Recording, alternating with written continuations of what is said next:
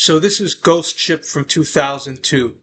It's one of the great movies of 2002 and one movie that's frequently played on TV. You know, well that was back in like the 2010s. It was being frequently played on TV. So there's a lot of content to talk about this movie, but I'm going to condense it. So the first thing you got to know is that girl in the middle is kind of like the main character Ghost in the movie. She's kind of warning the salvagers that go on the boat to look for treasure and stuff. So her appearance, the ginger girl in the middle, she's basically one big warning. So when the movie starts, you have all these guys here. This is the whole crew basically. And they're all salvagers. So their job is to basically go out to sea and basically look for any lost ships that are just drifting around and then see if there's any treasure or anything to collect from them so they can turn a profit with that. And here are all the characters that you see. Now, that blonde guy that's all the way at the end, he is actually the antagonist in the movie, although it's not explained very well as to, he's a ghost, but at the same time, he's part of the crew of salvagers. So it's just that's one of the messy parts of the plot.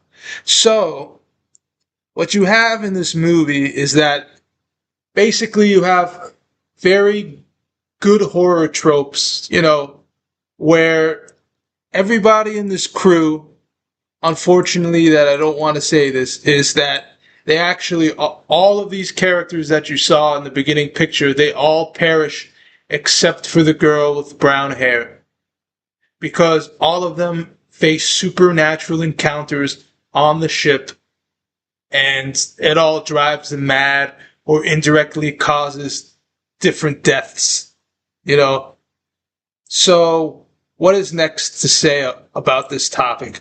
There is actually a cinematographer named Gale Tattersall, and he was the genius behind this movie because he was such a good cinematographer. He created the imagery and the environment that you see in the movie. You see the moldy chairs in this picture. You see the drab atmosphere and the moldy curtains and all that.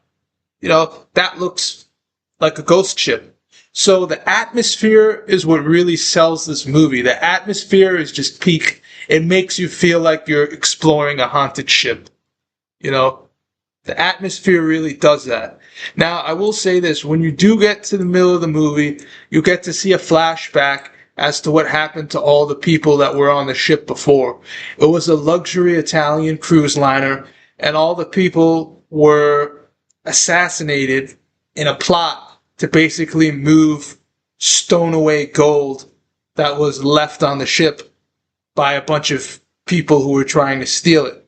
And obviously they can't have any witnesses, so that's how it happened, And one of the people who was behind this plot to get this stowed away gold, lo and behold, was the guy with the blonde hair, which I showed you in like the first picture.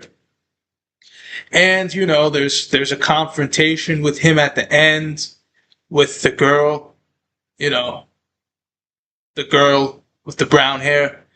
And the end of the movie kind of gives you, it doesn't really give you the ending that's like, the ending is just kind of left out because, yes, the girl survives, the ship is freed, the spirits are free from the ship.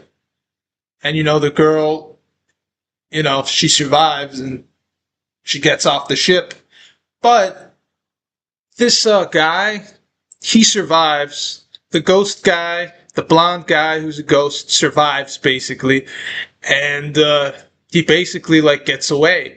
And the movie does not really explain his motives well enough. It's just kind of that kind of experimental horror sci-fi ending, but it was still cool, and it's still an amazing movie.